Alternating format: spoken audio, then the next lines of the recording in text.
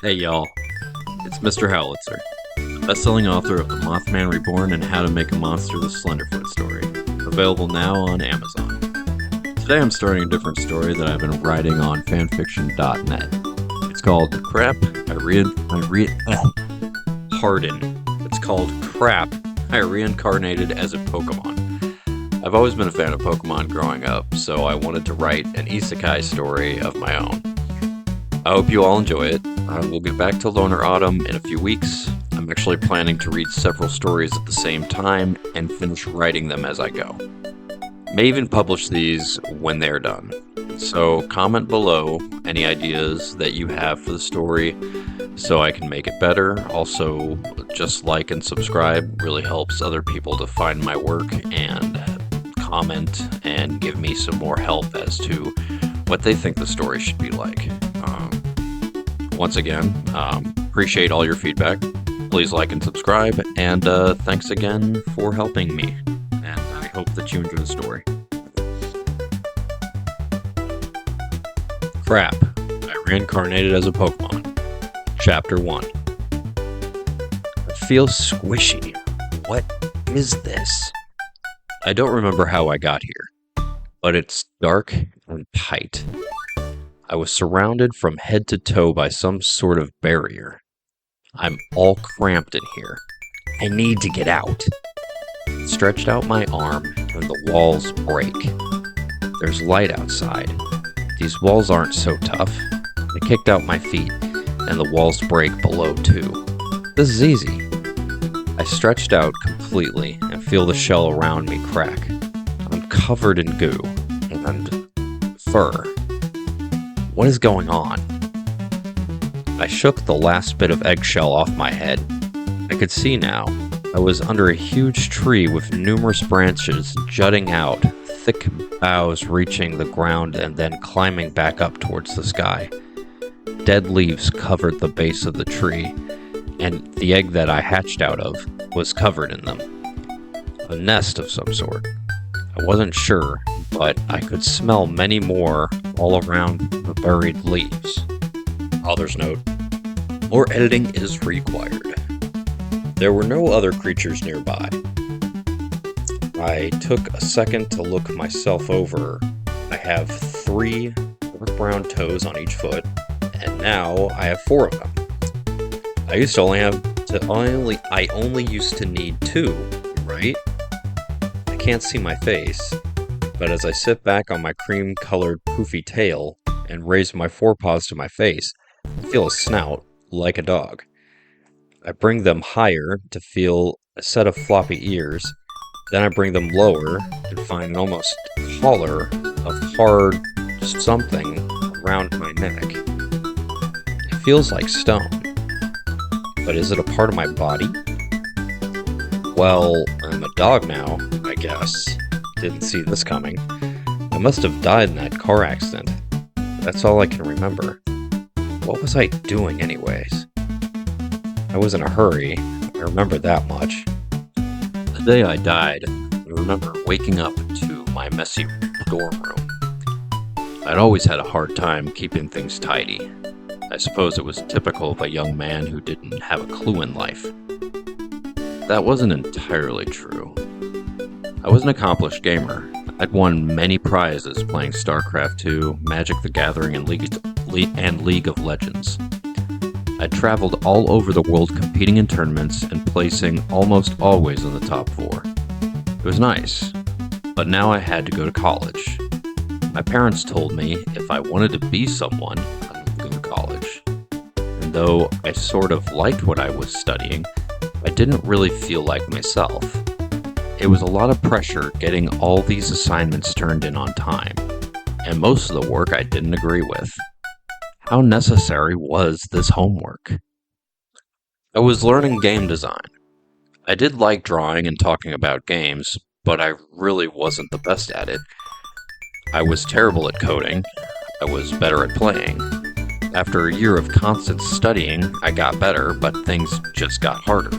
For my mental state mostly. It was harder to get out of bed. I remember the alarm going off in the morning before I died. It was like any other day. I couldn't get out of bed, so I stared at my phone for an hour before I pushed myself up. I felt greasy. It had been a while since I'd taken a shower. I just didn't care. Nothing made sense to me anymore. What was the point in taking a shower? I just swiped some deodorant on, pulled on some clothes that I had lying around, and managed to get my stuff together for class. No time for breakfast. My stomach gurgled in disapproval. I really need to shave. I will shower and shave after classes. First class was game theory that day.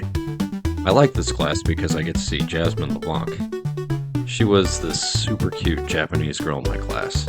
Second generation Japanese, as she would say. I found her fascinating because she changed her hairstyle once a month. This month she had gotten her hair cut short and dyed green with black tips, spiked all over her head. She was so sexy. With black eyeliner and lipstick and a formal emo look, she was my dream girl. That day, she was wearing green t-shirt with silver snake on it, Slytherin House, a black blazer on top, black short pants, black suspenders, ankle socks, and black chucks. She sat near the front. I sat near the back. I liked looking at her from afar. I didn't have the guts to talk to her. Her grades were amazing. I just didn't have it in me. Dude, you need to wash your clothes, said a student sitting next to me. He was my friend Errol Spencer. He knew about my past as a successful gamer, and we enjoyed talking about games. He still played. I felt like I didn't have time. I spent a good portion of time studying in the library. Or tried to study. I got caught up in my phone on social media. I'm really not good at school. I never was. Laundry is this weekend, I said. It's Monday, dude. Are you still depressed? He said. I've never seen a doctor, so... Was I depressed? I had no motivation. Didn't sleep well. Had a hard time focusing. I don't know. I just felt overwhelmed by everyone's expectations. Dude, if you keep this up, you won't be attracting any of these cute gamer girls. After class, we're fixing you up. I'm a lost cause, man. Dude, you were Tasmaniac. You won all sorts of games 2 years ago. I lost my edge, man. I'm just a student now. Well, if you're looking to get your edge back, tonight, Blackwell Dorm is having a Magic the Gathering tournament. Seriously. I know you don't game anymore, but we need to get you out of this. People are afraid you're going to kill yourself. Why do you care? That's my decision. You're not serious, are you? If you say something like that again, I'm telling the teacher. Dude, I don't have any magic cards on me. They're all at home, 2 hours away. We can get you some new ones. A starter deck and some packs. Hell, I have cards I don't use. You can go through them, seriously. I want you to come out of your room and hang out tonight. In fact, this thing is going on all week. I hadn't played Magic in a long time. It was tempting. Something to break me out of my shut-in habit. Maybe meet some people. I wasn't a big fan of people. They always had some expectations they expected you to meet. Plus, Jasmine will be there. You guys could play together. Errol smiled. He knew I had a huge crush on her. And he always used her as a way to get me to do anything. I'd been a pretty stalwart in my nose lately. Something I was proud of because I hate being manipulated. But I was lonely. I was tired of trying to do things I hated. I at least enjoyed magic. I could actually meet people and maybe have fun. I hadn't had fun in almost a year and a half now. I want you to know, first and foremost, that I'm not going because of Jasmine, I said. There's no way she and I will meet. I haven't played in a while. If she's any good, she'll probably be at the top, and I'll lose somewhere in the beginning. You gotta try, man. I'm doing this for fun, not because of anything else. I got you. Just please take a shower and change your clothes. I smiled. No promises. The tournament started at 7 p.m. and ended at 10 p.m. After classes, and many disapproving faces of my peers, probably because I smelled, I got home and showered, cleaned up my room, got all my laundry in a bag, and took it to the machines down the hall to start washing. Then I was off to the nearest game store to make a deck. Walmart or any of those box chain stores were nice, but if you went to a game shop, I had the chance of digging through their singles and finding something good. The thing about starter decks, which are full, playable 60-card decks, is that they are not as powerful as the decks of real gamers. I cannot stress that enough. I was going to pick the best starter deck they had, figure out what it was missing, and how I could make it better, then dig through their singles and see what I could find. It was a crapshoot. Worst case scenario, I'd play the starter deck. This is just so I can get out of my funk. I don't want to be depressed anymore. I want to have friends like I used to. I sat in my car before I turned over the ignition. I always had to give myself a pep talk these days, either when I was in bed or anywhere else. I just wish I could find my purpose or some sort of meaning. Would I ever be happy? I started the car and navigated with the help of my iPhone's GPS to the nearest game store. It wasn't far, about 5 miles from the school. I went inside and was excited for the first time in my life. I hadn't been surrounded by so many games in a long time. I made my way to the Magic the Gathering section and started perusing. My strategy was to look for a blue-white deck. Blue-white was a combination that not a lot of players played because it was mean. Blue cards had a lot of counter effects, preventing players from getting their cards down. White had protection. Together, they were a very annoying combination. I had to consider, however, that in a school full of gamers, there would have to be at least one. I found a blue-white deck that I liked and bought it. Then I took a seat at one of the tables and unboxed the deck. It was decent, about what I expected from one of these. But the next question was, where do I want to take it? What was my win con? Do I just want to be annoying? You don't make many friends by being annoying, but that's why you play blue, to be annoying. I did a little online research on my phone and figured out the best cards to add and take out. I dug through the boxes of singles to find what I wanted. They only had a couple of them. It was a crapshoot. I bought those cards and retook my seat. "You're really focused hard on that," said the game store cashier. I smiled. "Gotta make it tournament worthy." "You know, I have some rare cards behind the counter if you'd like to look at them. Some mythics as well." I hadn't thought about that. Of course he didn't have the good stuff on the floor for people to pocket. I got up from my seat and proceeded to where he was standing. He didn't have what I was looking for, but he did have a very interesting card that I could use. It would take my deck in a whole other direction, but this is what I love about this game. With so many cards, the combinations were endless. It was invigorating. I was beginning to feel like my old self again. I hope I can make this feeling last for a while. I purchased that card and went back to the boxes, bought some more, and I was fairly satisfied with what I got. I let the cashier take a look. He was curious, and I was slightly proud. Felt like showing off a little. "I think your mana base is a bit off." I sunk a little. "But I have a couple of decent cards back here that can fix that. Also, I would recommend this card as well." He pulled out a white angel card. It was just an uncommon, but I could tell why he chose it, and it would be perfect in this deck. "I'm kind of low on money," I said sheepishly. "Well, tell you what. I bet there are some cards you didn't use, right?" Sell those back to me, and let's see where we are at. I handed him 5 cards, 3 uncommons and 2 commons. They were not very expensive. I had little faith I could cover the difference. Well, I can't give you land to fix your mana, but if you have $5, I'll trade you the angel for those 5. Deal? He was ripping himself off. I can't believe this man was willing to do that. Are you sure? I was excited.